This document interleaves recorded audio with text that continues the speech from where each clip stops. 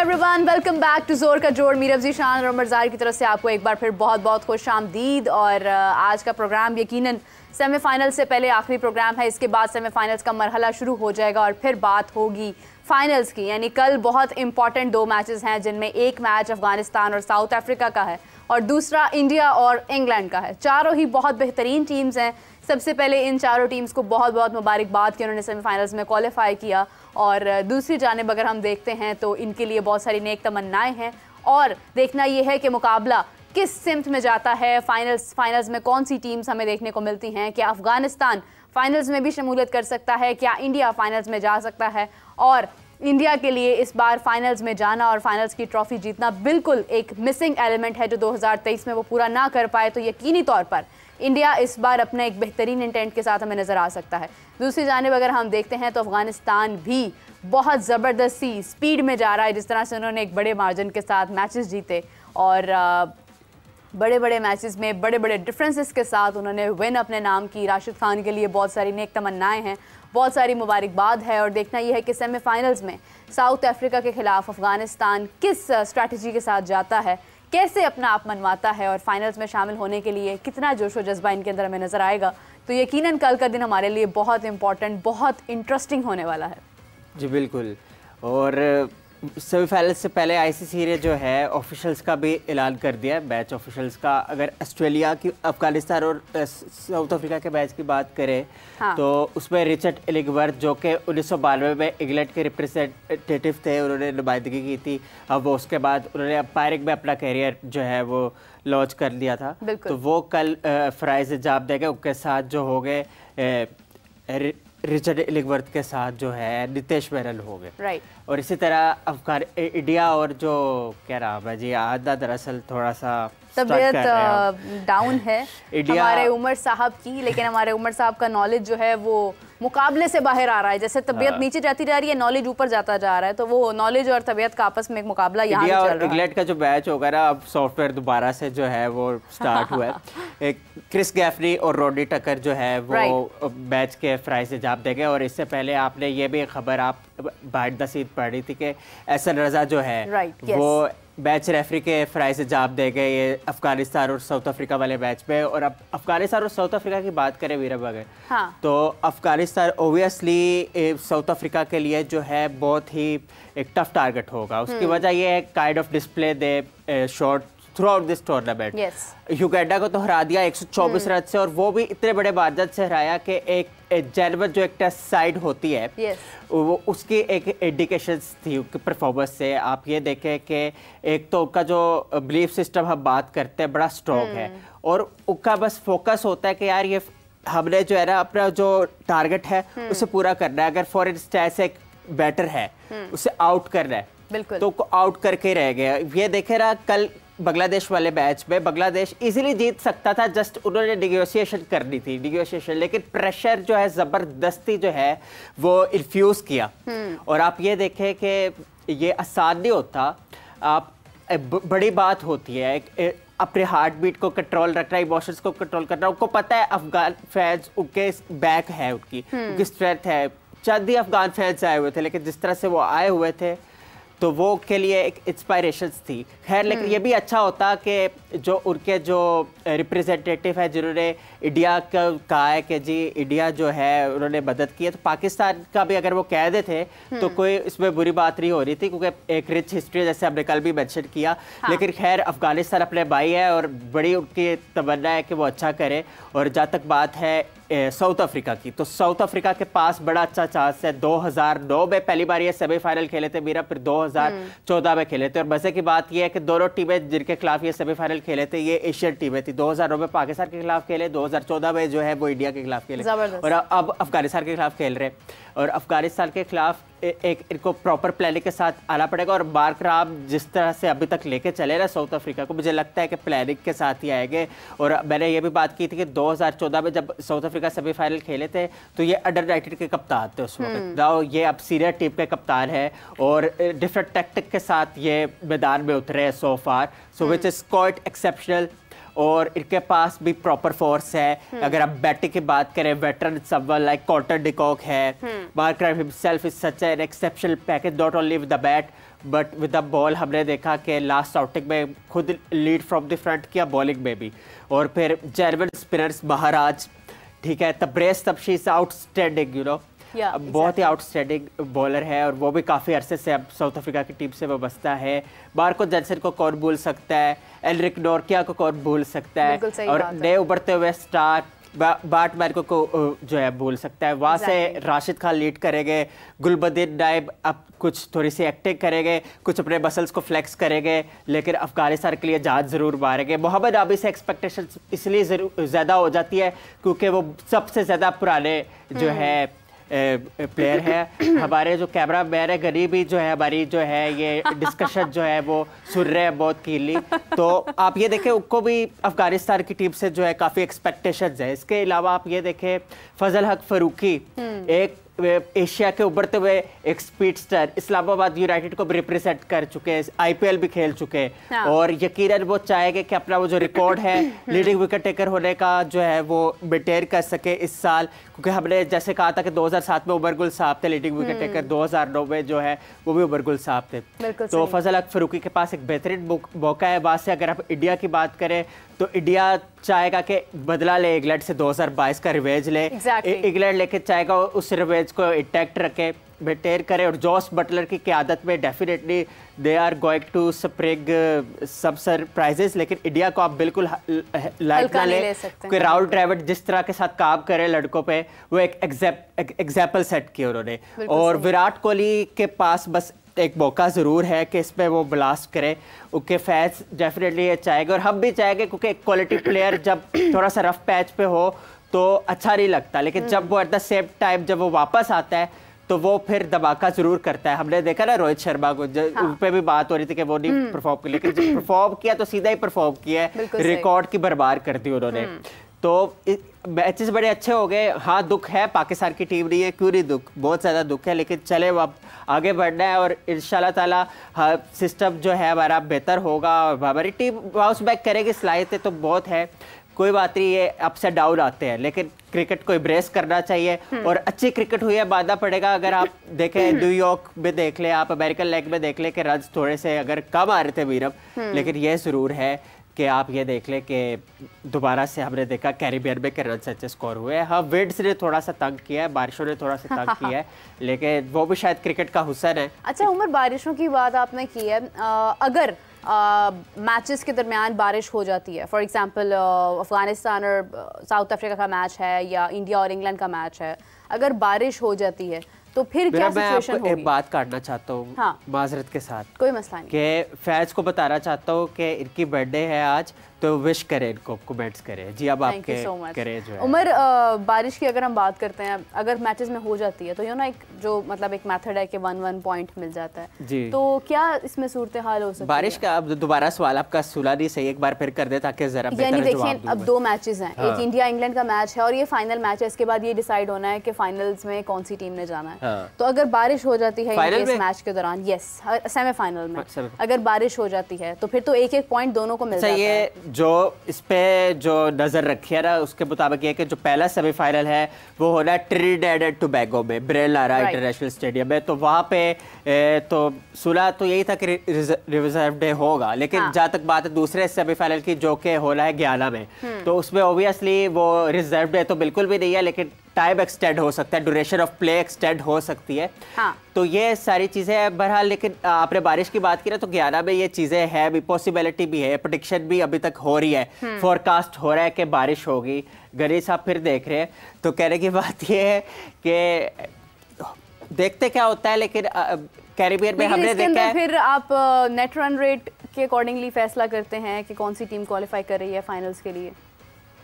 देखिए तो पहले तो रिजर्व डे होगा, वो उसमें फिर हाँ यही चीज़ होगी, फिर ये चीज़ होगी, लेकिन ये बहुत लास्ट में जाके होगी। लेकिन दूसरे सेमीफाइनल की अगर हम बात करते हैं तो ड्यूरेशन ऑफ प्ले में भी 4 घंटे एक्सटेंड हो जाएगा, इतना हो जाएगा। लेकिन कैरिबियन में ना ये आपके पास एडवांटेज रहा है मेरा, कि बारिश होती है ना तो एकदम हवाएं चलती है, फिर बारिश रुक जाती है। जैसे कल हमने बांग्लादेश और अफगानिस्तान वाले मैच में देखा कि 4 दफ़ा बारिश हुई है, तो इसलिए ये एक अच्छी चीज़ है कि बेबी जो है विड्स चले, और विड्स चलती है, आइलैंड्स है तो वहाँ पे विड्स चलती है, तो बारिश जो है वो हाइडेड सीक का रोल प्ले करती रहती है। तो लेकिन ओबियसली कोई इतना मेरा नहीं ख्याल कोई ड्रामेटिक टच आएगा इसमें। वो अमेरिका में हो गया जो हो रहा था, फ्लोरिडा में जो वॉश्ड आउट हो गए 2 मैचेस, और तीसरा खैर पाकिस्तान ने जीता था आयरलैंड के खिलाफ। तो अच्छा, ये जो डक लिविस मेथड की बात कर लेते हैं हम। ये जो इनके फाउंडर में से थे डकवर्थ साहब, पूरा नाम मैं भूल गया, फ्रैंक डकवर्थ साहब। ये इंतकाल इनका हो गया यानी 84 ईयर्स में, और इनके क्रेडिट में ये जाता है कि इन्होंने ये मेथड इंट्रोड्यूस कराया था सन 1997 में। और इसके साथ जो है आप ये देखें, उसके बाद इसमें अपग्रेडेशन का सिलसिला चलता रहा। ये आईसीसी के साथ काम करते रहे एज अ स्टैट्स एक्सपर्ट, और 2014 तक। उसके बाद फिर इस मेथड को जो है इनहैंस किया गया, और स्टन उनके आईसीसी के साथ बस्ता हुए, और उन्होंने फिर इसको डीएलएस कर दिया, डक लिविस स्टन मेथड। और आज दुनिया में इसको डीएलएस मेथड के तहत जो है वो जाना जाता है। और ये फॉर्मूला है कि अगर बारिश हो जाए कि क्या टारगेट आपका सेट होता है, तो ये इसमें क्रेडिट है इनका। और बाकी आप बताएं क्या बात कहना चाहती है क्रिकेट मैं एग्जैक्टली एक पॉइंट शेयर करना चाहती हूँ कि अफगानिस्तान के मुतालिक कल से बहुत बात हो रही है कि उन्होंने पाकिस्तान का नाम नहीं लिया।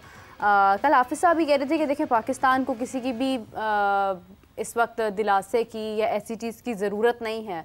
पाकिस्तान ने अपना नुकसान खुद ही किया है और वो खुद ही उसको ठीक कर सकते हैं, पहली बात तो ये। दूसरी बात ये है कि एक टर्म है कि नेकी कर और दरिया में डाल। अगर आपने किसी को सपोर्ट किया है, अगर आपने किसी भी टीम को हेल्प किया है, तो वो आपने उस वक्त किया था, उसके बाद उन्होंने खुद मतलब खुद को लेकर चले हैं वो, without any infrastructure, without any facilitation, without any support. यानी मुझे याद है कि एक बार उमर बेहतर बता सकते हैं कि एक सीरीज़ थी या टूर्नामेंट था जिसमें अफ़गानिस्तान को वीज़ाज़ भी गवर्नमेंट की तरफ से जारी नहीं किए गए थे, तो फिर उन्होंने खुद अपने से उन्होंने खर्च कर कर अपने वीज़ाज़ और सारी इंतज़ामात किए और वो टीम में शामिल हुए थे। If you might remember that. So ये कि आगे बढ़ना, लेकर चलना, क्रिकेट को मेहनत करना हर दिन, ये आपकी अपनी काबिलियत है। तो सबसे पहले तो मैं ये कहूँगी कि अफ़गानिस्तान को इस चीज़ का क्रेडिट ख़ुद को देना चाहिए कि उन्होंने मिलकर एज अ टीम इतना काम किया कि जिस तरह से वो आगे बढ़े। बिकॉज़ अगर आप, क्रिकेट ऐसी चीज़ है कि अगर आप एक भी दिन परफॉर्म नहीं करते हैं, प्रैक्टिस नहीं करते हैं, या आप एक क्रिकेटिंग माइंडसेट नहीं लेकर चलते हैं, तो आप बहुत पीछे रह जाते हैं। ये विद इन अ डे, दिनों के, घंटों के हिसाब से चीज़ें बदलती हमें नज़र आती हैं। सिचुएशन एक लम्हा कुछ होती है, दूसरा ही लम्हा कुछ और हो जाता है। इसी तरह कप्तानी की अगर हम बात करते हैं, तो आप एक फ़ैसला अगर करते हैं, वो फ़ैसला कहीं ना कहीं आपको सडनली दूसरा फ़ैसला लेना पड़ जाता है किसी भी सिचुएशन में। जैसे मोहम्मद आमिर पर बाबर को बहुत यकीन था कि वो एक सीनियर बॉलर हैं, लेकिन उस वक्त क्या फ़ैसला करना चाहिए था, क्या शाहीन या नसीम शाह को यूटिलाइज़ करना चाहिए था वहाँ पर, ये फ़ैसले जो हैं ये सडनली लेने पड़ते हैं आपको। तो अगर उन तमाम चीज़ों को लेकर चलते हुए अफ़गानिस्तान आज यहाँ तक पहुँचा है कि एक T20 वर्ल्ड कप 2024 के अंदर वो सेमीफाइनल्स के अंदर क्वालिफाई किया उन्होंने, तो इसमें यकीनन एक तो कुदरत का निज़ाम भी वहाँ जाता है जहाँ पर अपनी मदद आपका, मेरे ख्याल से, के मोटिव को अपनाया जाता है।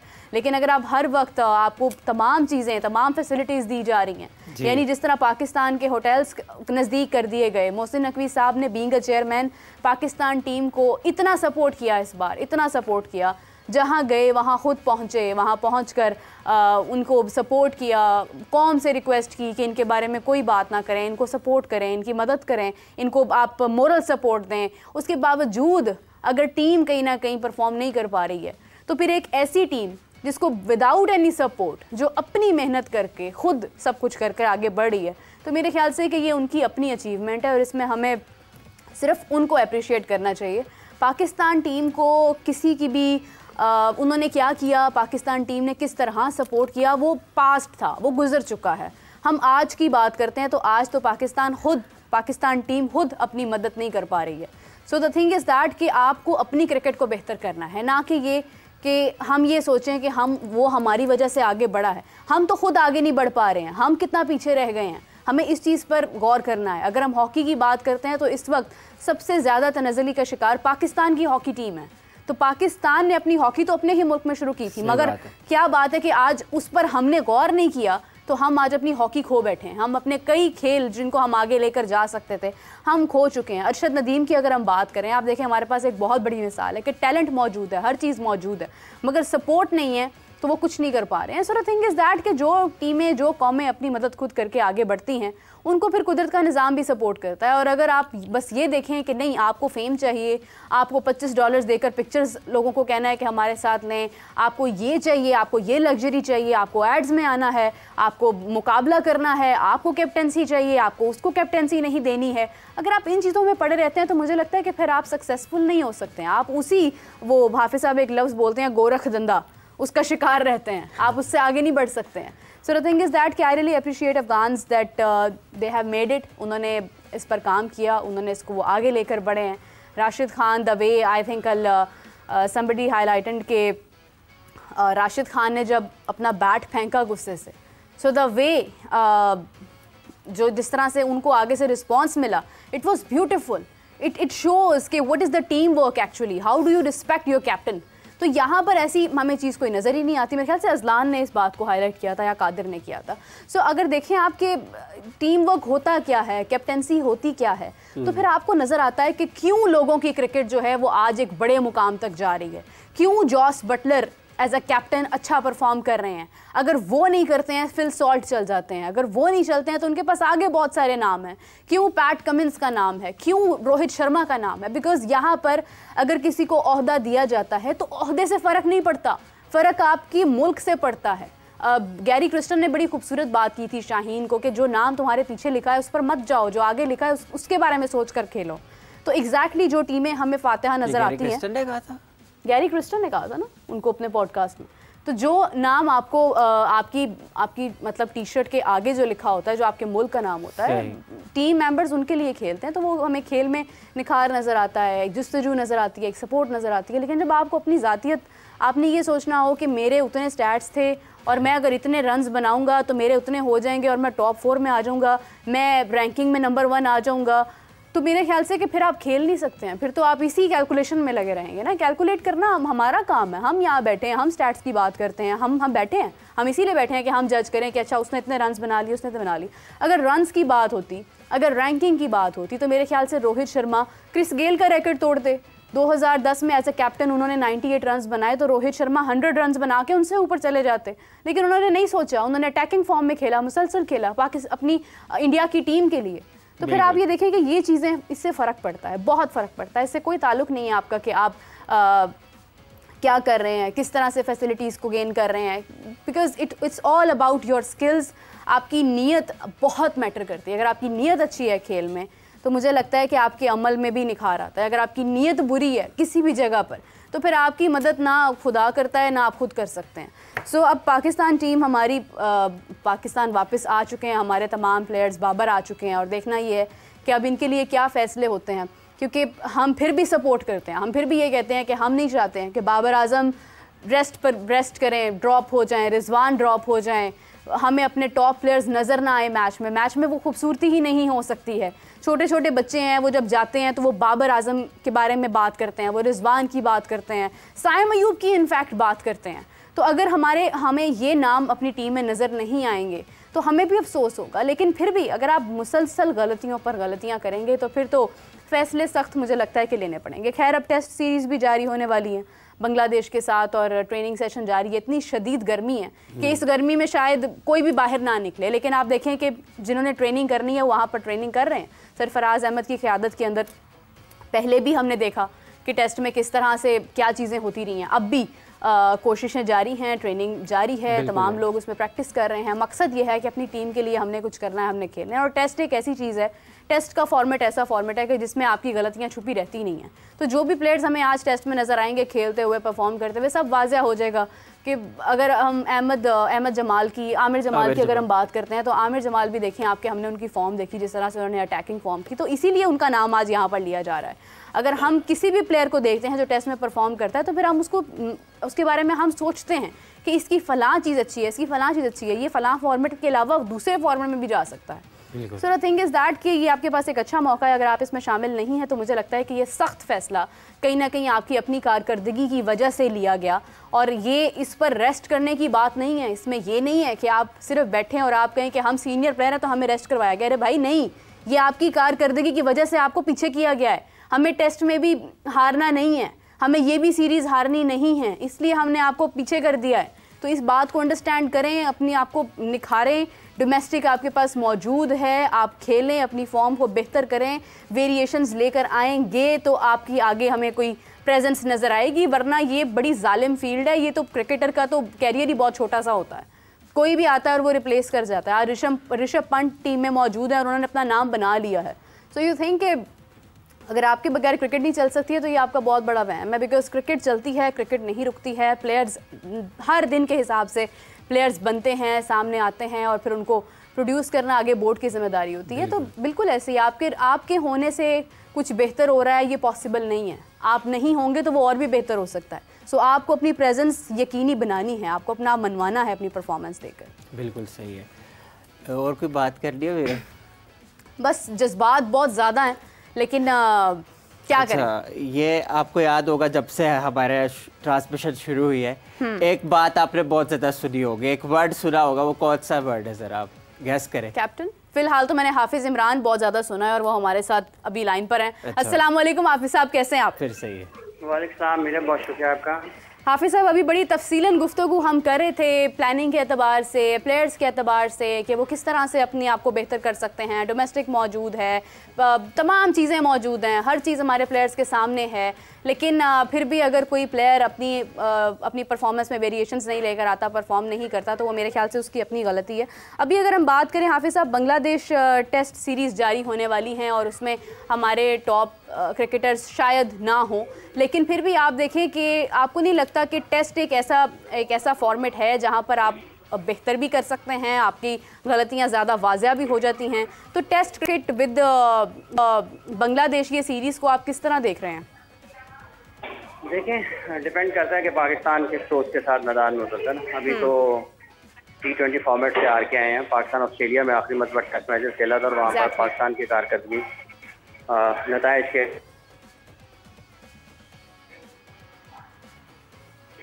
के एतबार से उसको कामयाब करार नहीं दिया जा सकता। उसमें कुछ अपॉर्चुनिटीज पाकिस्तान के लिए, लेकिन पाकिस्तान उसको ग्रैब नहीं कर पाया। और जब बांग्लादेश डिफरेंट टीम होएगी, डिफरेंट जो है उसकी डिफरेंट उसकी वेन्यूज़ होंगे और कंडीशन डिफरेंट होंगी, तो पाकिस्तान वर्ल्ड कप भी आ रहा है T20 का, उसके बाद कोच भी नए हैं तो कि पाकिस्तान प्लानिंग क्या करता है इस चीज़ को सामने रखकर।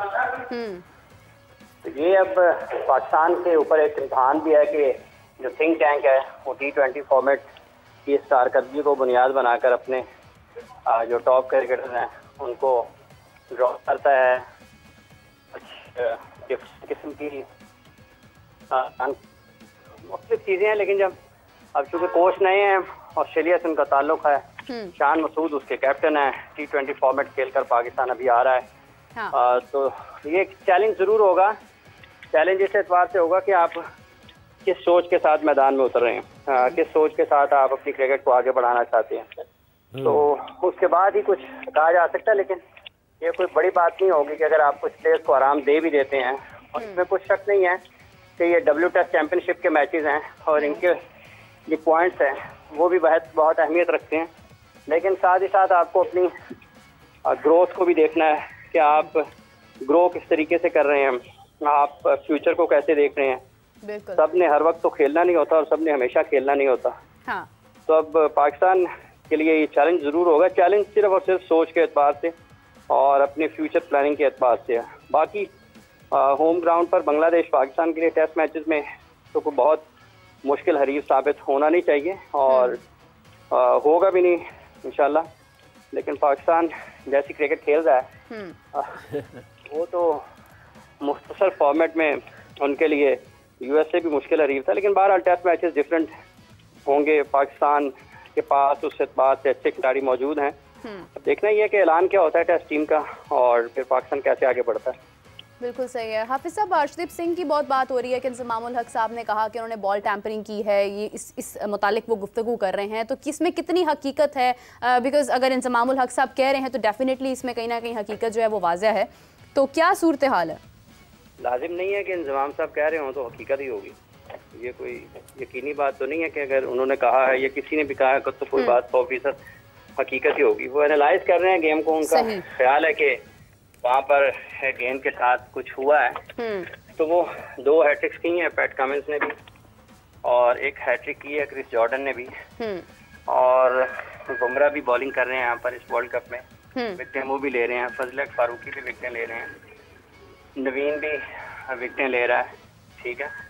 तो उनकी 15वें-16वें ओवर की जो बात है उसको अगर सामने रखा जाए और देखा जाए तो उनका ख्याल है, लेकिन क्या ये मुनासिब वक्त होता है ऐसी बातों का कि जब आप इस तरह की किसी भी कंट्रोवर्सी में जाते हैं तो उसका आपको रद्द अमल का भी सामना करना पड़ता है, क्योंकि जो इस रिवर्स स्विंग की तारीख है वो कुछ अगर आप उस बारे में लोग जानते हों और जो बात कर रहे हैं यकीनी तौर पर वो तो उससे बखूबी वाकिफ हैं, अगर वो भी उसके तमाम पहलुओं को सामने रखेंगे तो फिर वो सवालात भी आएंगे दूसरी तरफ से।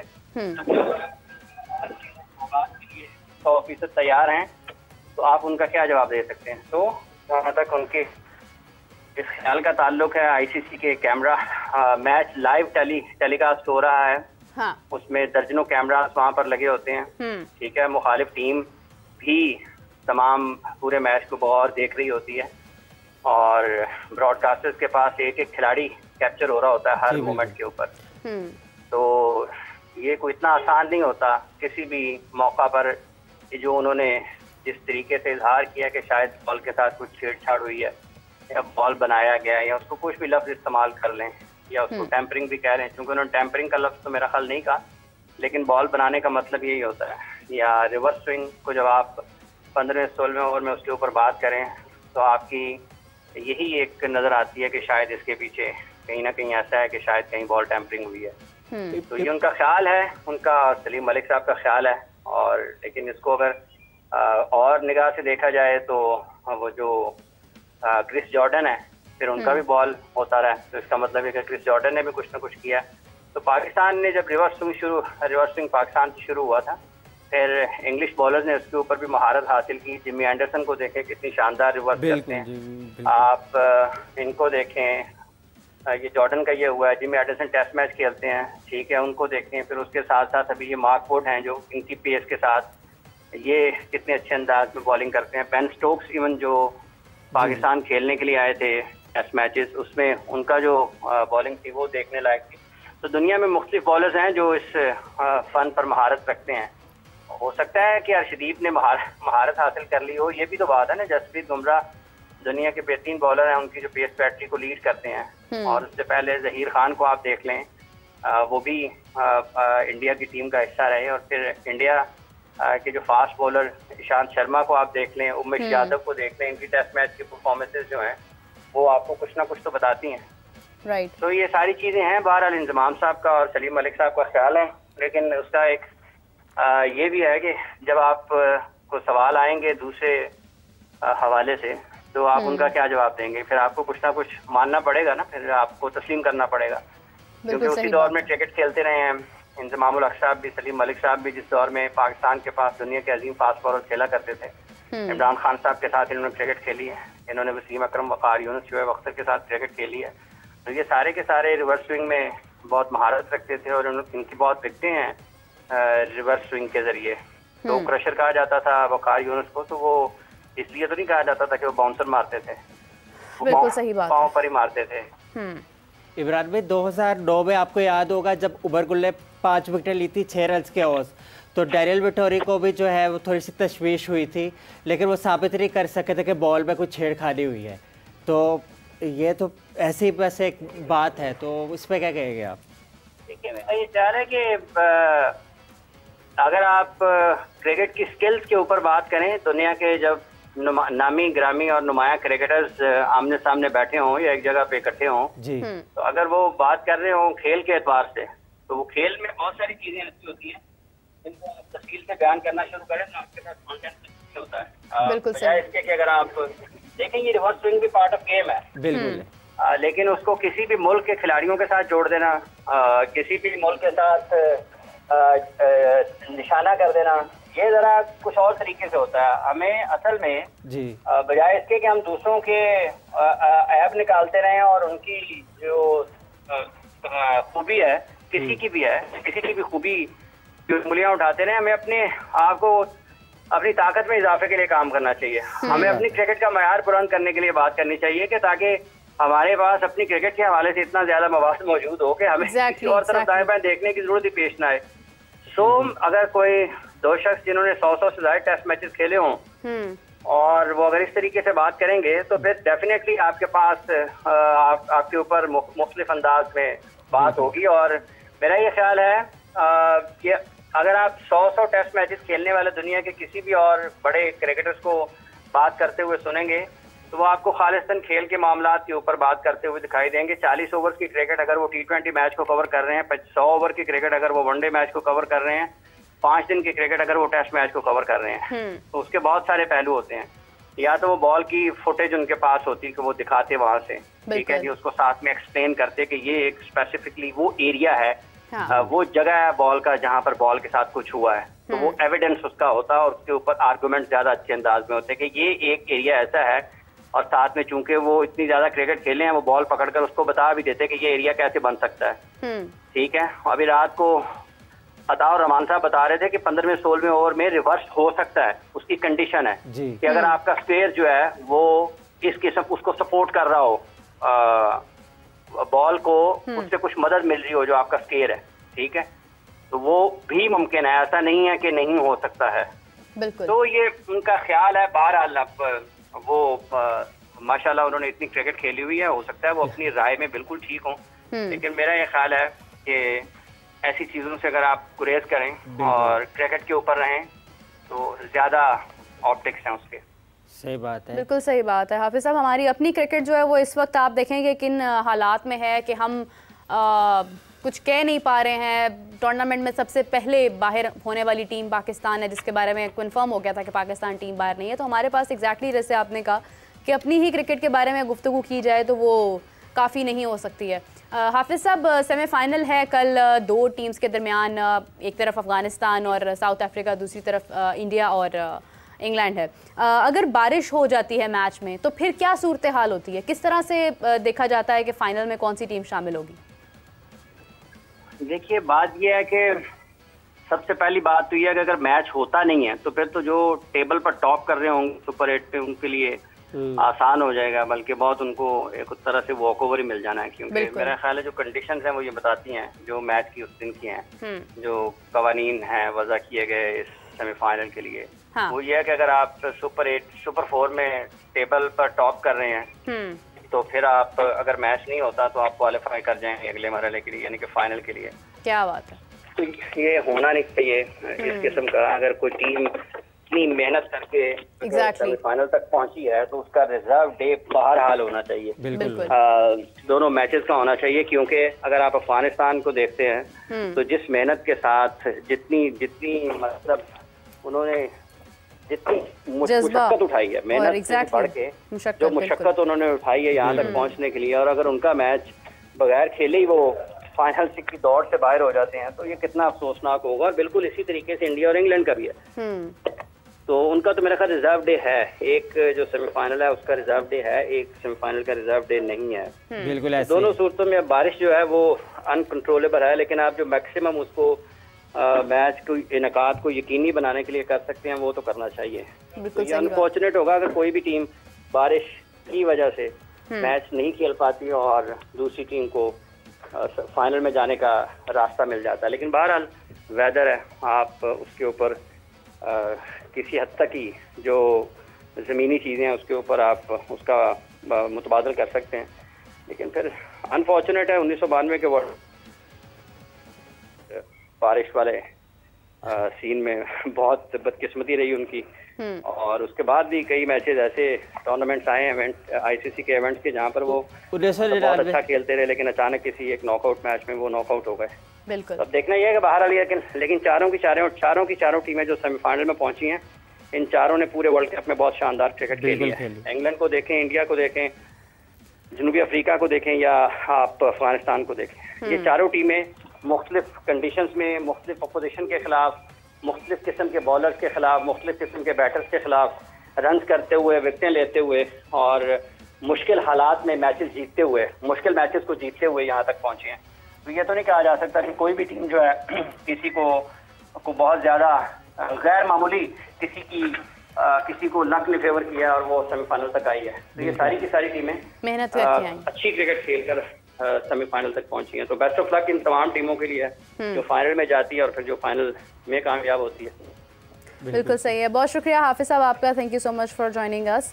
और उमर, अगर आपसे मैं पूछूं फ्रेंडली ओपिनियन कि आपको क्या लग रहा है करते हैं। मैं वैसे अफगानिस्तान पे थोड़ी बात करना चाहता हूँ, लेकिन आप कर ले एग्जैक्टली मेरा यही पॉइंट है कि अगर हम बात करते हैं, हम कल से मतलब इस बारे में प्रेडिक्शंस कर रहे हैं, हो सकता है कि कुछ वक्फे के हिसाब से प्रेडिक्शन बदल भी जाए। Afghanistan, south Africa, India, England, क्या लग रहा है फाइनल्स में कौन सी टीम्स होंगी? सबसे पहले आप अफगानिस्तान के बारे में बताइए, आप क्या बात करना चाह रहे हैं? वो बात हाफिज साहब से हमारा राब्ता हो गया, तो उससे पहले मैं एक बात कर रहा था कि हमने थ्रू आउट एक वर्ड को बड़ा डिस्कस किया है। आप बताओ ना, फिर आगे डिस्कस करते हैं। हमने कई सारी बातें डिस्कस की हैं, एग्जैक्टली मुझे याद नहीं है। एक वर्ड है, सिंपल यार, एक वर्ड है, एक वर्ड है, कमाल है, इसको भी बहुत जिक्र किया था हमने। एक वो पी से स्टार्ट होता है वर्ड, प्रोसेस। Yes, process. बात ये है प्रोसेस की। तो अफगानिस्तान क्रिकेट, अब ये भी बात कह लेंगे कि पाकिस्तान ने स्पॉट किया, चलो अब ये भी मान लेते हैं इंडिया ने स्पॉट किया, लेकिन बात ये प्रोसेस, अफगानिस्तान की क्रिकेट ने वो फॉलो किया है प्रोसेस। आप ये देखें कि जितने भी प्लेयर्स जो क्रिकेट खेल रहे हैं, उससे पहले जो प्लेयर्स खेलते थे उनका भी कहीं ना कहीं रोल है। फिर ये जो क्रिकेट को जितना एक्सपोजर मिला है, एक तो बात 100% दुरुस्त है, वो ये है कि नेचुरल टैलेंट बहुत ज़्यादा है। आप ये देखें जो हमारे पश्तून जो लोग हैं और इवन हमारे जो केपी पूरे पाकिस्तान में, आप इवन ईरान में भी आप क्रिकेट अगर आप करेंगे ना टैलेंटेड, तो आपको मिलेगा। तो कहने की बात है नेचुरल टैलेंट, ईरान की भी क्रिकेट टीम है वैसे वो निचली सतह पे, तो कहने की बात ये है कि वो टैलेंट तैयार हो रहा है और वो क्रिकेट दिखाया है उन्होंने। जितने भी जो इमिग्रेंट्स थे, राशिद को आप देख लो, राशिद का जो है शाहिद अफरीदी से कहीं ना कहीं इंस्पायरेशन उनकी है, और जैसे उन्होंने कुछ आपको अगर देखा हो तो कोई ग्रेटिट्यूड एक्सप्रेस किया है, शाहिद अफरीदी ने उनको मुबारकबाद पेश की, तो फिर उन्होंने जवाब दिया और बहुत खुशाइन बात है ये। तो कहने की बात है, ये बहुत से प्लेयर्स रहे हैं जिनका रोल रहा है। मोहम्मद शहजाद को आप बिल्कुल नेगलेक्ट नहीं कर सकते, और मैं ये बिल्कुल 100% मैं बगैर किसी हिचकी के ये बात कह सकता हूँ कि मोहम्मद शहजाद अफगानिस्तान के पहले सिटीलेटिक प्लेयर थे जो जारहाना क्रिकेट का आगाज़ किया अफगानिस्तान के लिए, ओपनिंग करते थे, और बेशक पेसर्स हो भी उनके खिलाफ जो है वो स्टेप आउट करके खेलते थे, बड़ी शॉटें खेलते थे। अगेंस्ट साउथ अफ्रीका 2016 में जिस तरह से उन्होंने बोबास्टिक स्टफ दिखाया, वेस्ट इंडीज के खिलाफ दिखाया, तो कहने की बात यह है कि अफगानिस्तान बहुत ही अमेजिंग रहा है, लेकिन एक प्रोसेस फॉलो किया है, जान मारी है, एनर्जी दिखाई है, वर्व दिखाया है, पैशन दिखाया है, और ये एक प्रोसेस का सिलसिला है कि वेट किया उन्होंने और आहिस्ता आहिस्ता उन्होंने कामयाबियाँ समेटी है।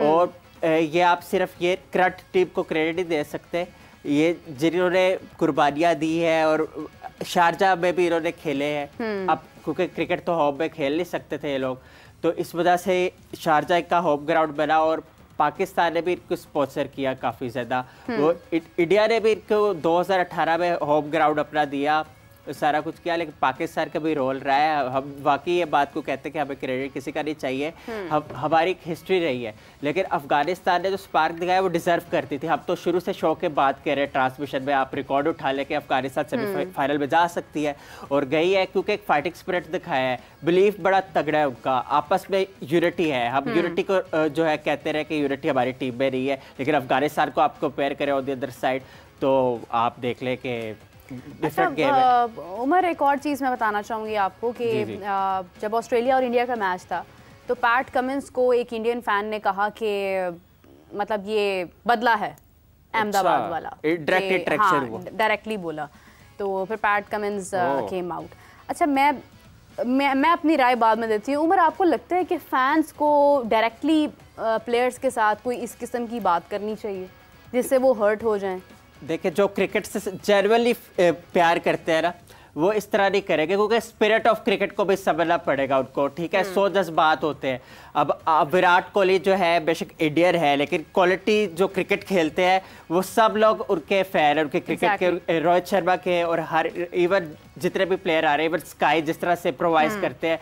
तो आप अगर बेगा पाकिस्तानी फैन हो, उससे मिलते हो, अगर वो आपके अगेंस्ट अच्छा खेलते हैं तो आपका कोई हक नहीं बनता कि आप कोई उन्हें ह्यूमिलेट करो। इसी तरह अगर किसी पाकिस्तानी को आप कोई इस तरह कहते हो तो बिल्कुल आपका हक नहीं बनता। तो समझना पड़ता है, हर एक की बाउंड्री होती है और लिमिट होती है, डिकोरम होता है। उसे तजावुज़ करेंगे तो फिर ये अच्छी बात नहीं होगी। पैट कमिंस जो ह्यूमन बीइंग है, क्रिकेटर तो छोड़े आप, बहुत ही डाउन टू द वायर इंसान है। और आप ये देखें, ऑस्ट्रेलिया की, वैसे भी आप न्यूजीलैंड और इंग्लैंड, बटलर को इवन देख ले, ये लोग ऐसे हैं कि आप बात करेंगे हम्बल लोग हैं ये। तो इस तरह बनता नहीं है कि फैन का इस तरह कहे, ठीक है आप जीते हो, आप जश्न में रहो, आप दावतें भी करो, लेकिन ये मतलब नहीं है कि किसी को आप डायरेक्टली इस तरह करो। और पैट कमिंस ने जिस तरह की क्रिकेट खेली, ऑस्ट्रेलिया को लीड किया है, चाहे आप रेड बॉल क्रिकेट को देख ले, आप 50 ओवर क्रिकेट को देख ले, तो रिमार्केबल है। और 2 हैट्रिक किए इन्होंने, कोई आसान बात तो नहीं होती। 2007 में पहली बार 16 सितंबर साउथ अफ्रीका में अगेंस्ट बांग्लादेश जो है वो ब्रेडली ने हैट्रिक की थी, और 17 साल बाद किसी ऑस्ट्रेलिया ने हैट्रिक की और 2 बार कर लिया, वो पैट कमिंस है। तो आप वो भी तो देखे ना। फिर साथ आप ये भी कह देते कि आपने हैट्रिक की है 2 बार, इसका भी क्रेडिट दे देते वो फैन। तो इस तरह नहीं करना चाहिए। और बाकी एक सवाल जो आप कह रहे थे अफगानिस्तान का, अफगानिस्तान में बिल्कुल करंट है मीरब के वो फाइनल में भी चले जाए। साउथ अफ्रीका आसान बिल्कुल भी नहीं लेगा, लेकिन साउथ अफ्रीका एक चैलेंजिंग क्रिकेट खेलता रहा है और अभी तक उनकी इस टूर्नामेंट में हिस्ट्री रही है कि वो चैलेंज को इम्ब्रेस किया है, तो अभी यहाँ पहुँचा है। और जहाँ तक हाफिज साहब ने भी बात की थी कि रेयर समटाइम्स इनको जो है वो मिसफॉर्चून वो रहे हैं, तो रेयर फैक्टर भी अगर होगा तो वो तो टॉप करके आ रहे हैं, तो वो उनको इस बार एज है। और अगर साउथ अफ्रीका फाइनल में चला जाता है तो वे भी जो है वो हिस्ट्री क्रिएट कर दे, क्योंकि इस बार मैंने आपको कह रहा हूँ कि रग्बी टीम ने भी हिस्ट्री क्रिएट की थी पिछले साल, बल्कि वो भी इसी तरह हिकअप्स कर करके वो क्वार्टर फाइनल फिर सेमीफाइनल फिर फाइनल में पहुंचे। तो यू नेवर नो कि चलें, सरप्राइजेस तो बहुत सारे हो सकते हैं। अभी जिस तरह हम बात कर रहे थे पैट कमिंस की और फैंस के रिएक्शन की, तो मैं एक मैसेज फैंस को देना चाहूँगी। वो ये है कि जब आप किसी जहाँ पर एक ऐसा टूर्नामेंट हो रहा हो कि जहाँ पर मुख्तलिफ कंट्री से प्लेयर्स आए हों, टीम्स आई हों, और जब आप स्टेडियम में मौजूद होते हैं एज अ क्राउड, बिल्कुल, तो आप अपने कंट्री को रिप्रेजेंट कर रहे होते हैं। आपका नाम, आपकी शख्सियत कोई नहीं जानता, nobody knows that who is he और हु इज़ शी। आपके साथ जुड़ता है आपके मुल्क का जो नाम होता है वो। ये इंडियन फैन था, इसने ये कहा, ये पाकिस्तानी फैन था, इसने ये कहा, ये ऑस्ट्रेलियन फैन था, इसने ये कहा, ये इंग्लिश फैन था, इसने ये कहा।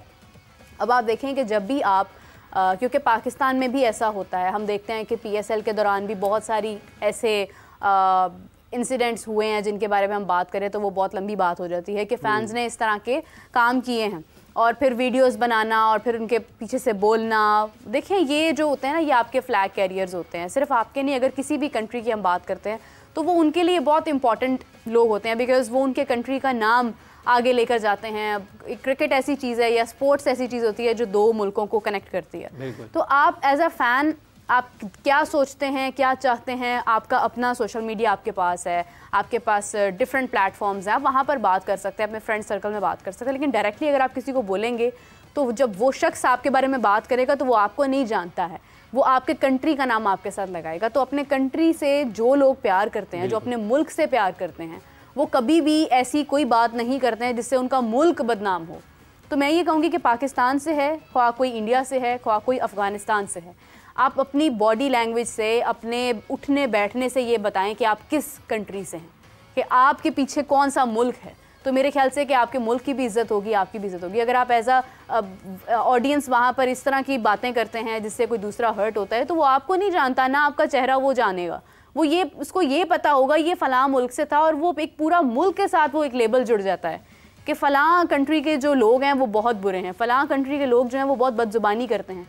तो इसलिए मेरे ख्याल से कि आपको इस चीज़ का ख्याल रख के स्टेडियम में जाना चाहिए कि हम सिर्फ यहाँ पर ऑडियंस नहीं हैं, हम एक मुल्क को रिप्रेजेंट करते हुए वहाँ पर जा रहे हैं। तो डिफरेंट लोग हमारे साथ मौजूद हैं। वहाँ पर ऑस्ट्रेलियंस भी मौजूद होंगे, वेस्ट इंडीज़ के लोग भी होंगे, अमेरिकन्स भी होंगे, तो आप उनके अंदर अपना आप किस तरह से रिप्रेजेंट कर रहे हैं, ये बहुत इंपॉर्टेंट चीज़ होती है। Do you agree Umar? 110% agree. उसकी वजह ये है कि आप जाते हो मैच देखने, मैच एंजॉय करने जाते हो और अपनी टीम को सपोर्ट करने जाते हो, तो आप देखो ठीक है, इमोशंस को संभालो, ठीक है, हर्ट होता है हर बंदा, इसका ये मतलब तो नहीं है ना कि आप लिमिट क्रॉस कर दो, एक दूसरे को हर्ट करो और ऐसी लैंग्वेज यूज़ करो जो कि एक्सेप्टेबल नहीं है। हमने ये देखा है कि 2019 में वर्ल्ड कप में पाकिस्तान जब मैच जीता अफगानिस्तान के खिलाफ, तो जो क्राउड में हुआ था वो सबके सामने है। मैं इसको ज़्यादा अगर हाईलाइट ना करूँ, सबके सामने है। और भी यूएई में भी इस तरह के इंसिडेंट्स हुए, ये नहीं होने चाहिए, चाहे वो पाकिस्तानी हो, अफगानी हो, इंडियन हो, ब्रिटिश हो, कोई भी हो। ये हर एक को जो है क्रिकेट के लिए काम करना है, क्रिकेट की क्वालिटी के लिए काम करना है अपने अपने एंड से। वो इस तरह कर सकते हैं कि आए मैच देखें, हार एक्सेप्ट करें, ठीक है, और लेकिन ये नहीं कि आप जो एक दूसरे पे आप क्रिटिसाइज करना शुरू कर दें।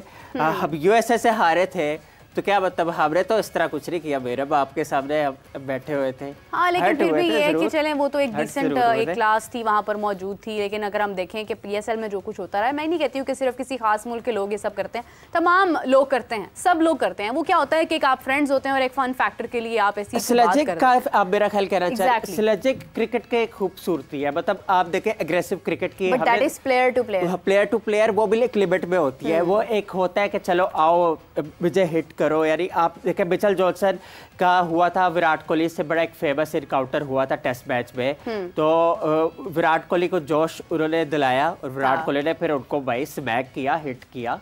तो इस तरह की चीजें होती है। शुएब अख्तर जाने जाते थे, लेकिन ये है कि वो player to player, it's not about कि अब क्राउड में से कोई भी उठकर उनको बात करे, एक रिस्पेक्ट होती है और आपको रिस्पेक्ट देनी चाहिए। इट शोज कि how you respect the other person. खैर, हमें ज्वाइन किया है जनाब आज मेरे साथ ट्रेनिंग करते हुए कादिर ख्वाजा ने, वन एंड ओनली फाख्ता। अस्सलाम वालेकुम कादिर, कैसे हैं आप? वालेकुम अस्सलाम, अल्लाह का शुक्र। मेरा बहुत खुशी हुई है कादिर आपको यहाँ पर देखकर। वैसे आप लेट हैं लेकिन कोई बात नहीं, इट्स ओके, ग्रेट हैं। अच्छा कादिर, अभी हम बात कर रहे थे स्लेजिंग के बारे में, जो अभी रिसेंटली आपने भी सुना होगा कि पैट कमिंस को एक फ़ैन ने इस तरह से बात की, तो उसके ऊपर हमने काफ़ी लंबा तस्करा किया है कि फ़ैन्स को अपने मुल्क को रिप्रेजेंट करते हुए सोचना चाहिए कि हम जो बात कर रहे हैं वो हमारा कंट्री, उसको हम अपने कंट्री को रिप्रेजेंट करें, तो मुल्क का नाम साथ जुड़ जाता है।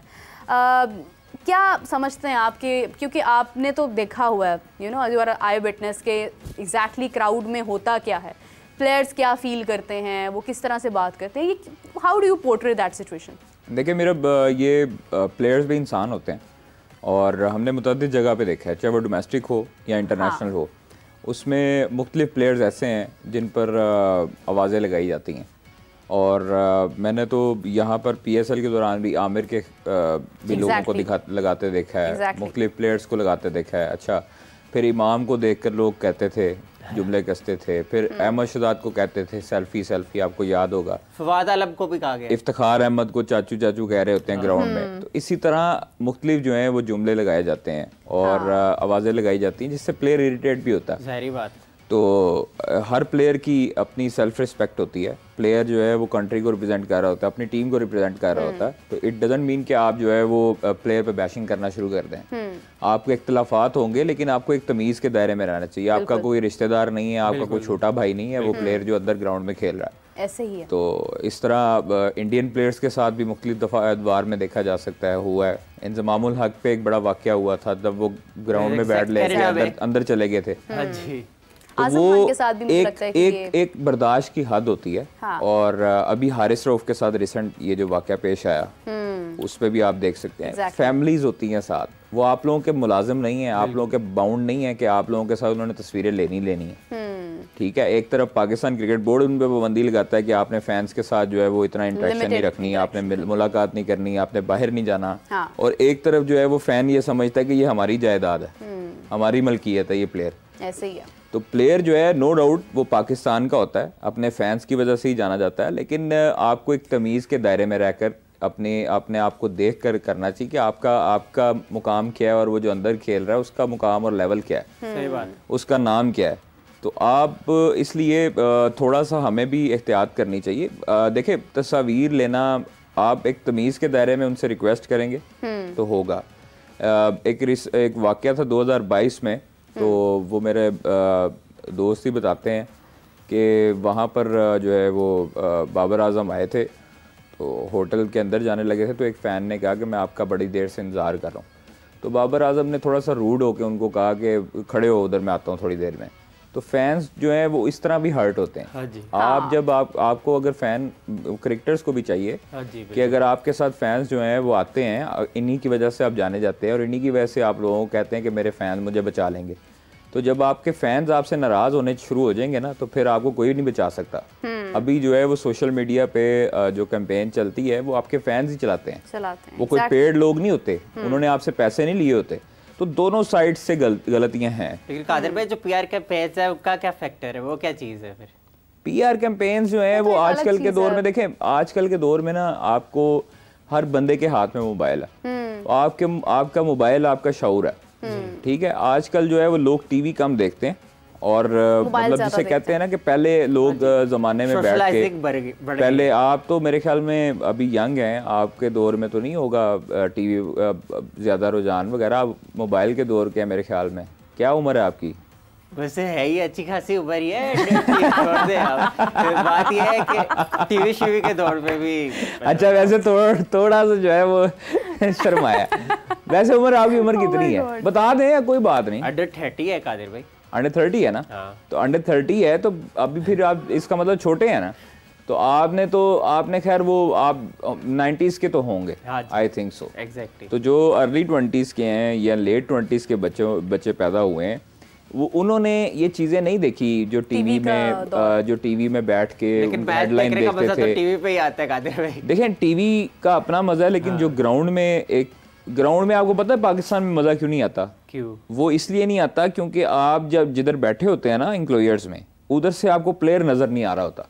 आप दुनिया के किसी भी ग्राउंड में चले जाएंगे ना, आपको टीवी से ज्यादा मजा आएगा क्योंकि आपके सामने प्लेयर खड़ा होगा। बड़ी बात किया यार ये। ठीक है। अब जो कदाफी स्टेडियम रिवैम्प हो रहा है, उसको जो नया डिजाइन किया गया है वो यही किया गया कि ग्राउंड और जो प्लेइंग एरिया है उधर से और इंक्लोयर का जो फासला है वो कम होगा। आउटफील्ड वगैरह बदली जाएगी या कुछ इस नहीं, वो कोई नहीं बदली जाएगी। आपके सिर्फ इंक्लोयर्स जो हैं उनको नया तामीर किया जाएगा, उनको करीब किया जाएगा ग्राउंड के, ताकि लोग नजर आए। अब आप देखें कि कदाफी स्टेडियम में जो समझे कि प्लेइंग एरिया है और प्लेइंग एरिया से इंक्लोयर तक कम से कम 5-6 प्लाजे तामीर हो सकते हैं। इतना फासला है, तो वो प्लेयर कैसे नजर आएगा?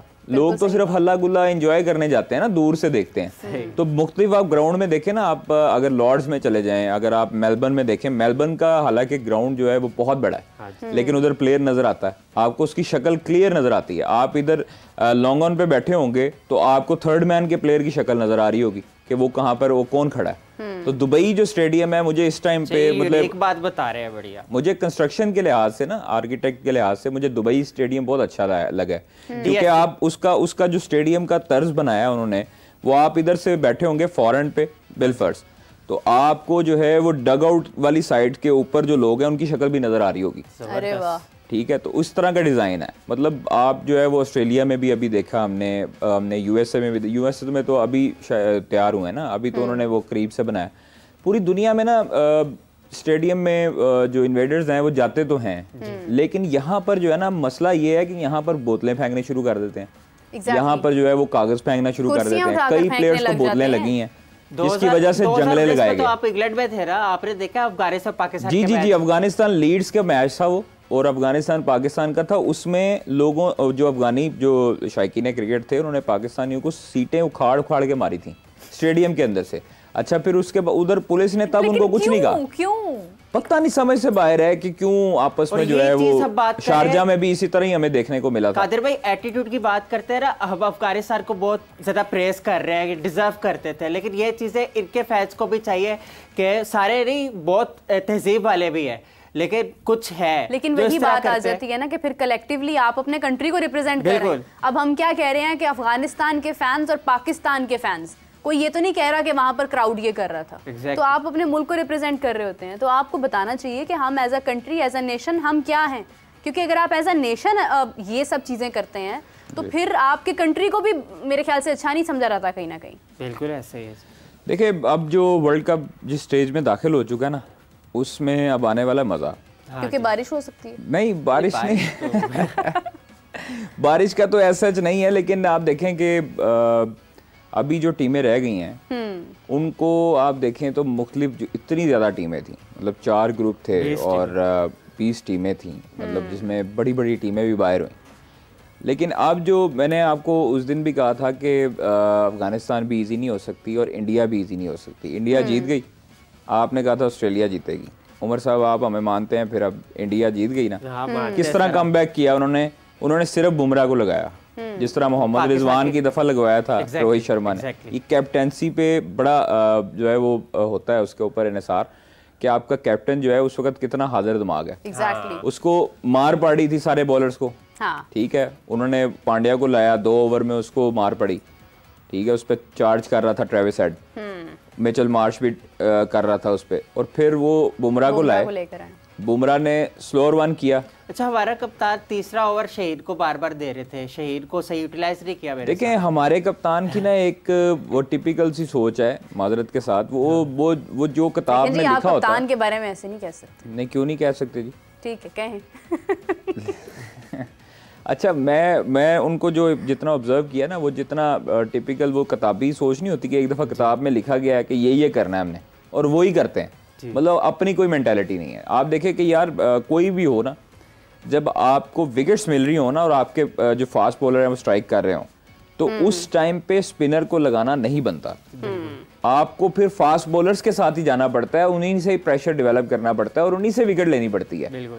आपने जो मैच हुआ जिसमें पहले इन्होंने 4-5 आउट कर लिए, मेरे ख्याल में कनाडा के खिलाफ मैच था या आयरलैंड के खिलाफ मैच में इन्होंने 4-5 शुरू से आउट कर लिए और फिर उसके बाद स्पिनर लगा दी।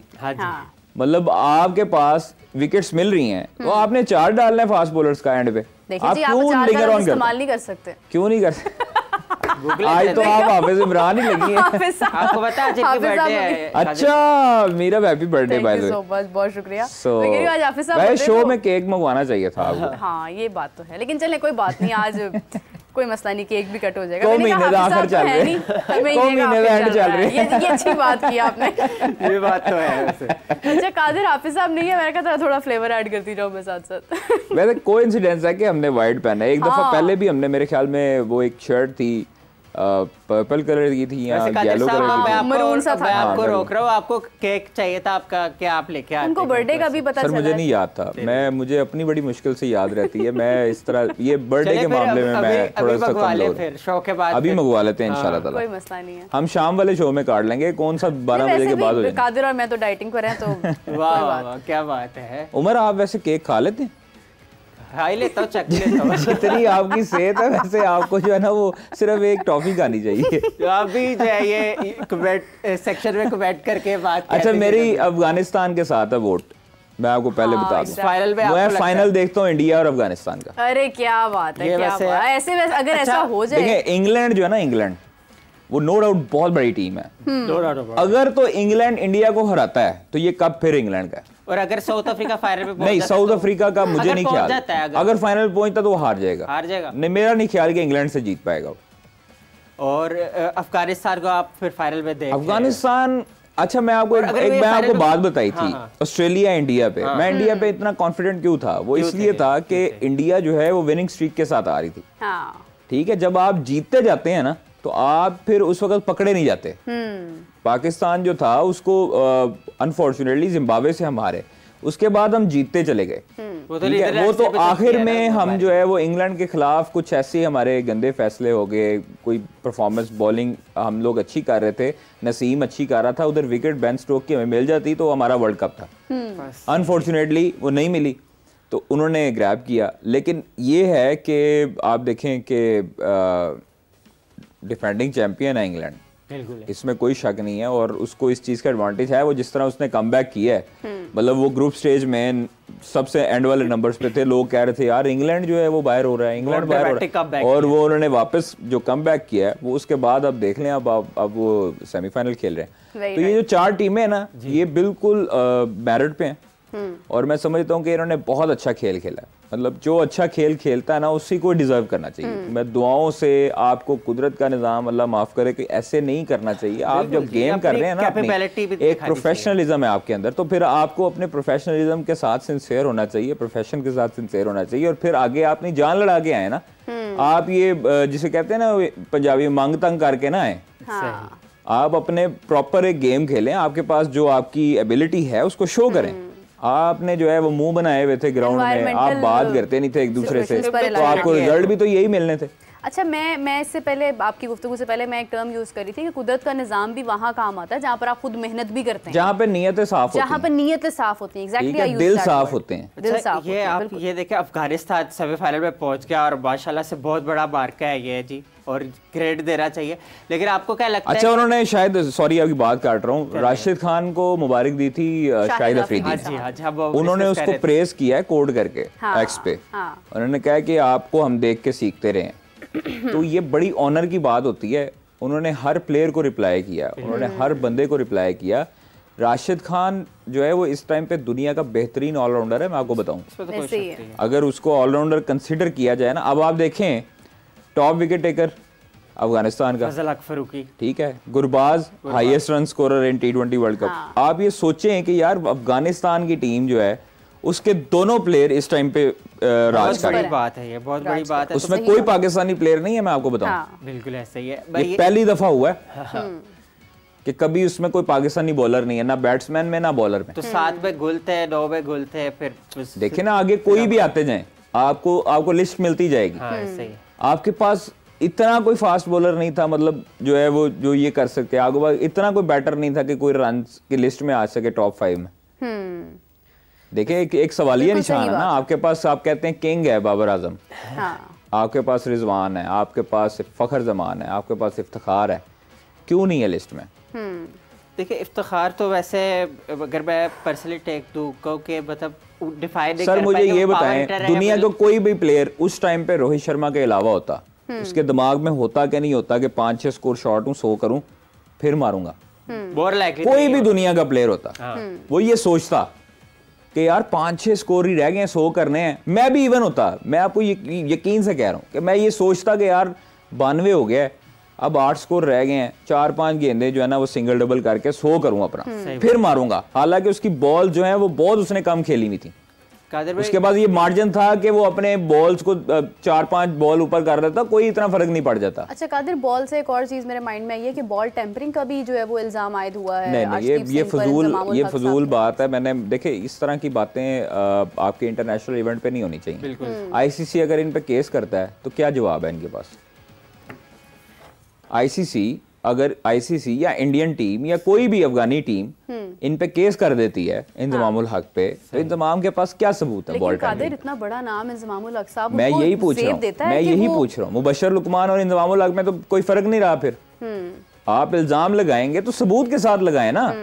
मैंने अगर ज़का अशरफ की ऑडियो लीक की थी तो मैंने साथ सबूत दिया था। मैंने हवा में तीर नहीं छोड़ा था कि ज़का अशरफ ये कह रहे हैं, मैंने तो उनका सबूत दिया था कि ये बातें हुई। मकसद क्या था? बेहतरी। ठीक है, देखे बेहतरी हुई है तो उनको हटाया गया ओहदे से। बेहतरी हुई है ना आपके बोर्ड में। तो आप देखें कि एक बंदा जो पर्सनल हो जाए, मतलब जिस तरह वो मेरे साथ पर्सनल हुए ते 3-4 महीने उन्होंने मेरे पे पाबंदी लगाई रखी, कज़ाफी स्टेडियम में नहीं जा सकते थे, प्रेस कॉन्फ्रेंस में नहीं जा सकते थे। हमने तो सब्र किया, हमने तो अपना काम करते रहे। खबर तो वो जो मैंने तब भी निकाली। हफीज साहब जो है वो उधर बैठे थे जब $500 जुर्माना किया कि जी खिलाड़ी सो जाते हैं, तब मैंने खबर दी ऑस्ट्रेलिया से बैठ के, तो वो भी उनको चुभी। अच्छा, खुद जो उन्होंने बाबर वाली चैट अच्छा उस वक्त उनको मेरी ये खबर जो है वो चुभी, उनको तंग हुए कि जी ये खिलाड़ी अंदर की खबर कैसे चलेगी बाहर। अब अंदर की खबर खुद साबिक हेड कोच बाहर टीवी पे, नेशनल टीवी पे बता रहे हैं जी, और लोगों को बता रहे हैं। अच्छा, वो उनको बता रहे हैं जो इंटरनेशनल खिलाड़ी थे, गिलक्रिस्ट से मुख्तलिफ क्रिकेटर जो है वो आपस में करते हैं पॉडकास्ट टाइप का, उनको बता रहे हैं जी खिलाड़ी सोए होते हैं। तो भाई आप कौन होते हैं बताने वाले अंदर की अंदरूनी कहानियां? बाबर की चैट फिर क्यों लीक की? बाबर की चैट देखे, बाबर की चैट लीक करवाई गई ना चेयरमैन के थ्रू। वो नहीं पर्सनल हरकतें थी। एग्जैक्टली, जिसका अगर किसी की इज्जत मजरू हुई थी, मुझे तो मैं तो हैरान हूं कि बाबर आजम ने तब केस क्यों नहीं किया। बस चेयरमैन थे ना उस वक्त। नहीं, चेयरमैन थे तो सो व्हाट, बाबर आजम उस टाइम भी केस करते ना, क्यों नहीं किया? साया कॉर्पोरेशन उस टाइम भी केस करती, क्यों नहीं किया? नहीं, सही बात है। देखिए जब इंजमामुल हक पे पाबंदी लगाई गई, जब उनको ओहदे से हटाया गया कि जी आप इस चीज में मुलव्वस हैं, तो इंजमाम ने कानूनी कार्रवाई खिलाफ क्यों नहीं की ज़का अशरफ के या PCB के? तब क्यों मुंह बंद करके बैठे रहे?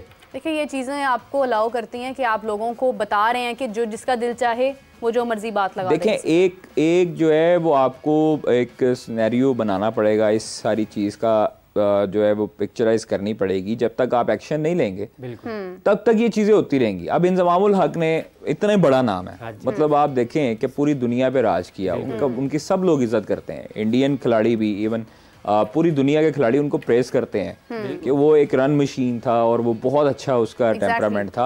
आप उनके तारीफ सुन सकते हैं, लेकिन इस तरह की जो चीजें हैं ना, आपको बोलते हुए थोड़ा सा ख्याल करना चाहिए। मतलब आप जो है वो एक वेल नोन आदमी हैं और आप साबिक कैरेक्टर हैं, लोग आपको फॉलो करते हैं। पाकिस्तान में भी इवन अभी तक बच्चे को पता है कि इंजमामुल हक कौन था, ठीक है। तो आपको चाहिए था कि आप सोच समझ के बोले ना, आप इल्जाम ना लगाएं। मतलब आप पे उठ के कोई भी इल्जाम लगा देगा कि इंजमामुल हक जब चीफ सिलेक्टर थे तो वो पैसे लेके लोगों को भर्ती करते थे, कितना बड़ा इल्जाम है ये, कितना बड़ा इल्जाम। आपकी मतलब आप जो है आपकी इज्जत मजरूर नहीं होगी, तो आप उस पे केस नहीं करेंगे कि भाई मैं तो किया ही कुछ नहीं। सही बात है। तो जब आप किसी पे इल्जाम लगा रहे हैं तो आपके पास भी सबूत होना चाहिए ना, कि आपके पास सबूत हो कि आप सर आपके पास क्या सबूत है, आईसीसी केस करता है, आईसीसी बुलाए इनको कि जी इंजमाम साहब आप जो है वो इतना बड़ा नाम है, वो हमें बताएं, हमें इसकी निशानदेही करें ताकि हम इसको पकड़ें। बॉल टेम्परिंग हुई है तो अगर हमारे पास जो है वो इतने कैमरे 35-36 कैमरे लगे हैं, उसमें बॉल टेम्परिंग पकड़ी नहीं गई। शाहिद अफरीदी का पकड़ा गया था ना मुंह में चुबाते हुए बॉल, राना नवीदुल हसन के साथ मुख्तलिफ अदवार में मुख्तलिफ लोगों के पकड़े गए हैं बॉल टेम्परिंग। आप देखे जो ये स्टीव स्मिथ वगैरह जो गए थे पकड़े गए थे, रोए थे स्टीव स्मिथ प्रेस कॉन्फ्रेंस के दौरान, किया था हमने। अच्छा इतने कैमरे होते हैं, आपकी सोच है कि एक चीज पे नजर होती है, 11 खिलाड़ी हैं, 11 खिलाड़ियों पे कैमरा, 11 खिलाड़ियों पे तो कैमरा फिक्स है, बिल्कुल ठीक है। 3 मास्टर होते हैं ऊपर जो सामने लगे होते हैं, जो फॉरएंड से भी दिखा रहे होते हैं और आपके डगआउट से भी दिखा रहे होते हैं। 6 कैमरे ये हो गए, फिर आपके 2 साइड पे लगे होते हैं, 4, और आपके जो है वो तकरीबन ये हो गए 11 और 6 17 और 4 21 कैमरे तो ये हो गए, ठीक है। फिर उसके बाद तकरीबन 32 से 33 कैमरे लगे होते हैं एक इंटरनेशनल मैच में, और वो एक चीज पे बाकी ऑडियंस पे लगा होता है, ठीक है। फिर उसके बाद आपका स्पाइडर कैम है, स्पाइडर कैम, ठीक है। फिर आपका बगी कैम है, तो ये चीजें मॉनिटर नहीं करेंगी कि कौन भाई क्या हरकत कर रहा है। तो स्पाइडर कैम पीएसएल में शुरू हुआ है, इंट्रोड्यूस हुआ है? नहीं, स्पाइडर कैम तो बहुत पहले से, और एक कंपनी है दुनिया में जो ये ऑपरेट करती है, और अभी तक कोई और कंपनी नहीं। मतलब आइडिया है ना, अगर वो कंपनी ने आइडिया निकाला है स्पाइडर कैम का तो कुछ सोच के निकाला होगा, और वो देख लें कि पूरी दुनिया पे राज कर रही है आजकल। हर लीग में वो स्पाइडर कैम एक ही दुनिया में कंपनी है जो करती है ऑपरेट, और उनके पूरी दुनिया में लोग जाते हैं। तो ये थोड़ी सी इनोवेशन है, ये आपके आइडियाज पे डिपेंड करता है ना, कि आपका आइडिया क्लिक कर जाए और आप दुनिया पे राज करें। तो खैर ये बात हो रही थी इसकी इंजमामुल हक की और बॉल टेम्परिंग की। तो बॉल टेम्परिंग जो है ना वो उम्र इतनी आसान चीज नहीं होगी आजकल के दौर में। आप चाहे यहाँ पे सिक्का रख के ना तो बॉल को उसके साथ कर रहे होंगे ना, अब तो आप सलाइवा भी नहीं लगा सकते, ठीक है। आप सलाइवा नहीं लगा सकते, जब तक कोविड के दौरान रूल आया था ना ये। फिर आप जो है वो स्वेटिंग से अपने जो है वो स्वेट से आप कर सकते हैं उसको शाइन। और अब तो वनडे में भी 2 एंड से बॉल लगता है, तो आपको 25-25 ओवर लगते हैं। अब तो वो जो बॉल होता है वो तो पुराना होता ही नहीं है, शाइन तो उसकी बरकरार रहती है, और 20 ओवर्स में तो वैसे ही जो है वो निकाल जाता है, इतना महंगा बॉल होता है। तो ये चीज़ें खैर हमें थोड़ी सी ना सोच समझ के बोलना चाहिए कि यार मतलब हम इंटरनेशनल स्टार हैं और साबिक क्रिकेटर हैं और हमारी पूरी दुनिया में फॉलोइंग है, तो इसलिए हमें इसलिए जो है वो सोच समझ के बोलना चाहिए कि ये चीज़ें मुनासिब नहीं होती हैं। मतलब मुबशर लुकमान जो है वो उस तरह उन्होंने बोल तो दिया आके, लेकिन अब वो अल्टीमेटली फंस तो गए हैं।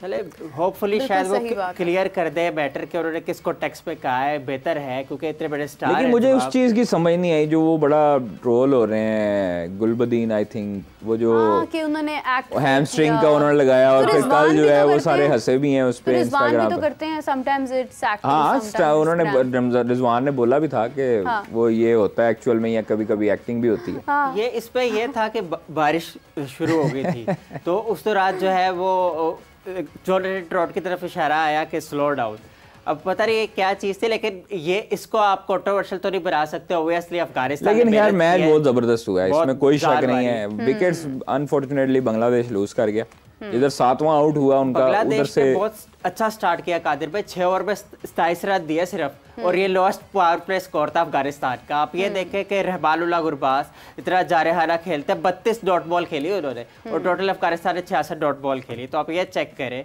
लेकिन बस तकरीबन 11 ओवर्स, ये चेक करें आप, 11 ओवर्स उन्होंने डॉट बॉल खेले। बिल्कुल सही बात है। देखें परफॉर्मेंस हमारे सामने है, जिस तरह से हम अगर बात करें तो बहुत बड़ी एप्रिसिएशन है अफगानिस्तान के लिए, स्पेशली जैसे कादर ने मेंशन किया कि राशिद खान का एटीट्यूड वो बहुत मैटर करता है कि आप एज अ कैप्टन अगर आप विन कर रहे हैं कोई टूर्नामेंट, या अगर आप सेमीफाइनल्स में क्वालिफाई कर रहे हैं, फाइनल्स में कर रहे हैं, तो आपका एटीट्यूड टुवर्ड्स देखिए लीडर एग्जांपल है। मैं सॉरी आपकी बात काट रहा हूँ, मेरा जब जिस भी जगह पे आप जिस कप्तान को भी देखेंगे ना, लीडर जो है ना उस पर डिपेंड करता है। जब तक वो एग्रेसिव नहीं होगा ना, जब तक वो एग्रेसिव नहीं होगा, डरपोक होगा, डिफेंसिव होगा, तब तक आपकी टीम आगे नहीं कर सकती कुछ भी। आप जिस कप्तान को उठा के देख लें, MS धोनी एग्रेसिव था खुद, कुमारा संगाकारा एग्रेसिव था खुद, पॉन्टिंग एग्रेसिव था खुद, आप बाकी ये रोहित शर्मा को देखें एग्रेसिव था, आप उसको मॉर्गन को देखें एग्रेसिव था, बेन स्टोक को इवन देख लें, और आयरलैंड में खेले थे पहला वर्ल्ड कप, याद होगा आपको। ठीक है, बेन स्टोक की एग्जांपल आपके पास, एग्रेसिव था। जो धीमे कप्तान होते हैं ना वो फिर इसी तरह ही रह जाते हैं। बिल्कुल सही बात। शकीबुल हसन जब तक कप्तान थे बांग्लादेश की टीम बड़ी अच्छी परफॉर्मेंस देती है, ठीक है, एग्रेसिव थे ना, जान मारते थे, लड़ते थे टीम के लिए, वो नजर आते थे ग्राउंड में भागते हुए।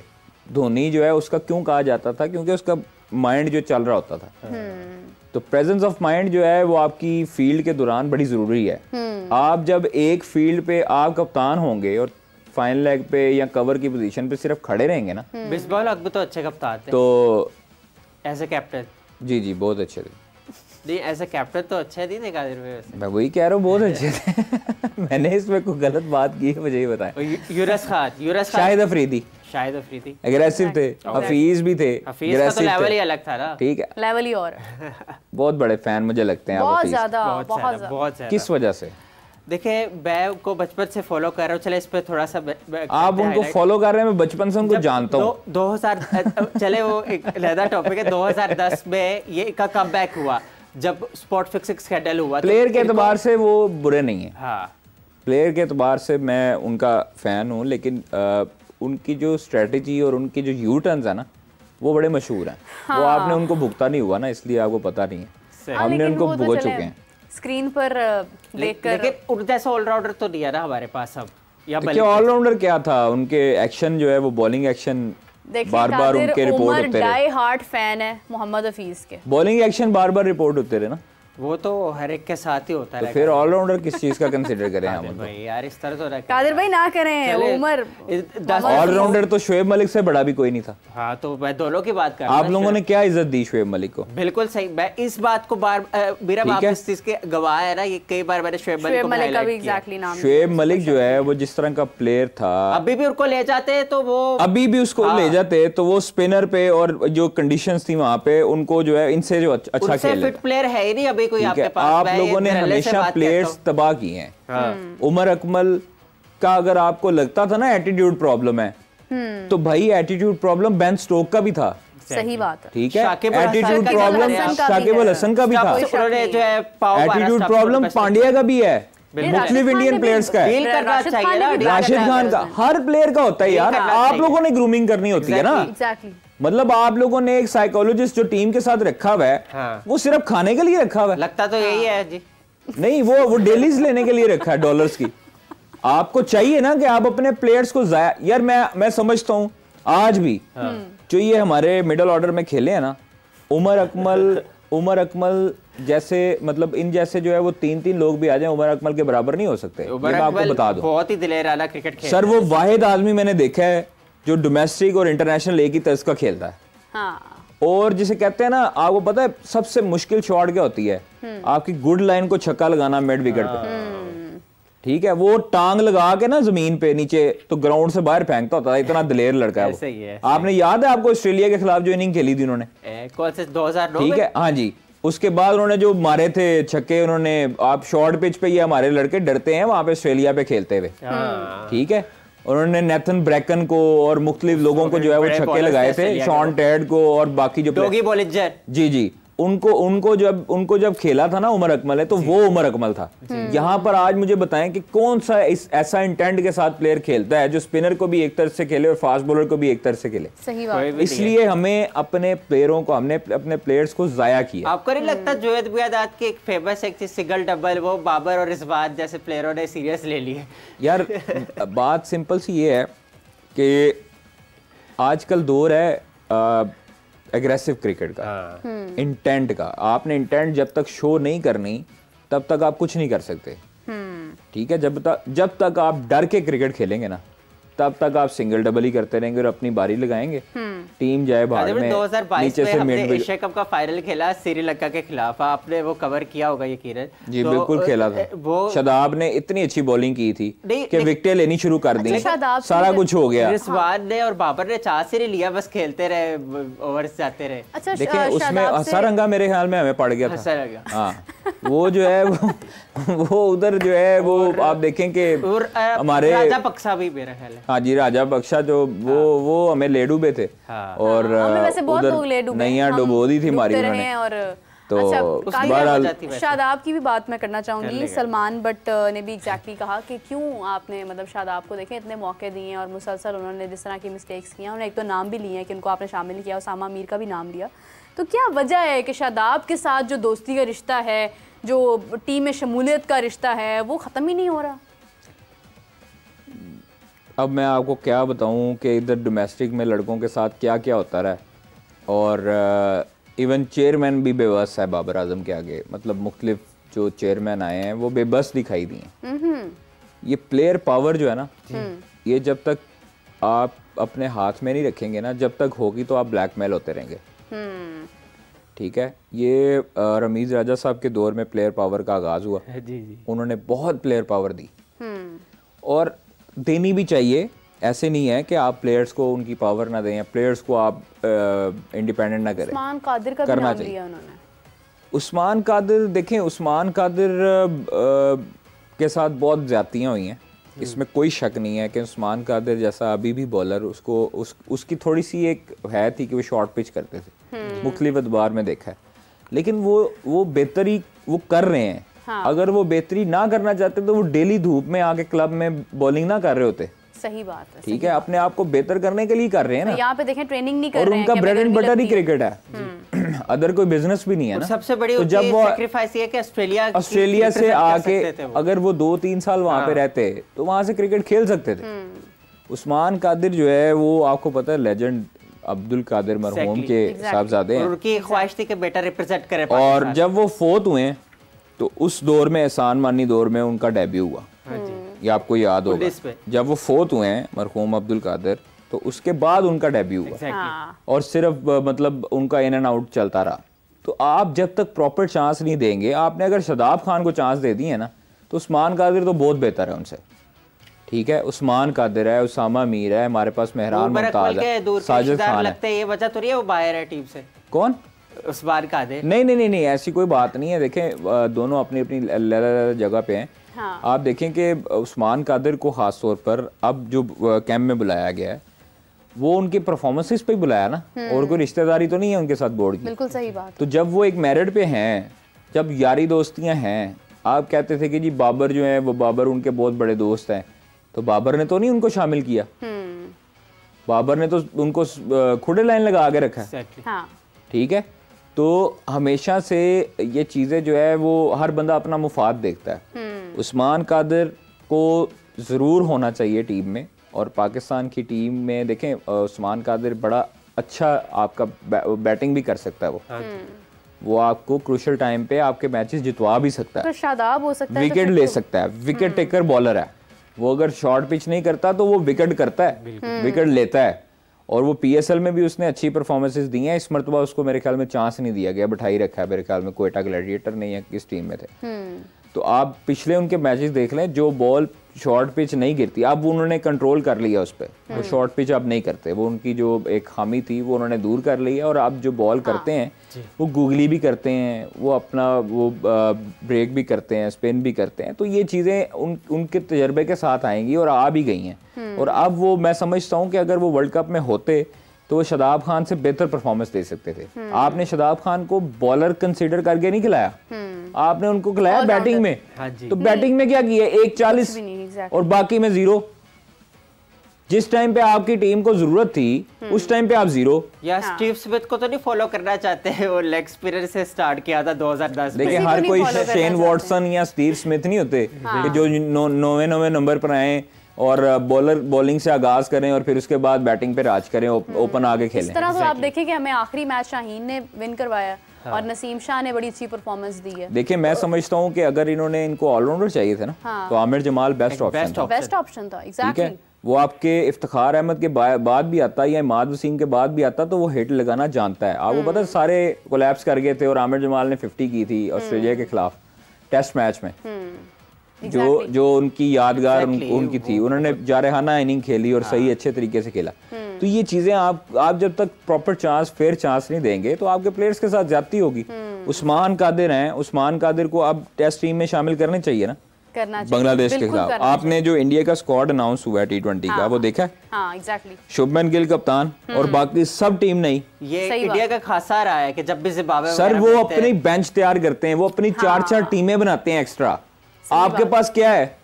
आपके पास फिर वही लॉट है, मोड़ छोड़ के आपने वापस आना फिर उसी पे ही है मौका। और ये नहीं है कि आपके पास टैलेंट नहीं है, आपके पास लोग नहीं है, रिफाइन करना पड़ता है, लोग तैयार नहीं करते हैं। क्या जा रहा, ऑप्शंस बहुत सारी हैं हमारे पास। मतलब जिस तरह से कई दफा कादिर ने मेहरान मुमताज का नाम लिया, आपके पास बहुत सारी ऑप्शंस हैं, आप उनको यूज नहीं करते। उस्मान कादिर है, मेहरान है, आपके पास उसामा मीर है, आपके पास इब्रार है, साजिद खान है, नुमान अली है। इब्रार के साथ तो ज्यादती की है ना, उनको तो पता नहीं क्यों लेकर बहुत बड़ी ज्यादती की। मैं समझता हूँ कि ये चांस उसको देना चाहिए था लड़के को। वो बहुत अच्छा स्पिनर है आपका, वो पता ही नहीं लगने देता कि वो क्या कर रहा है।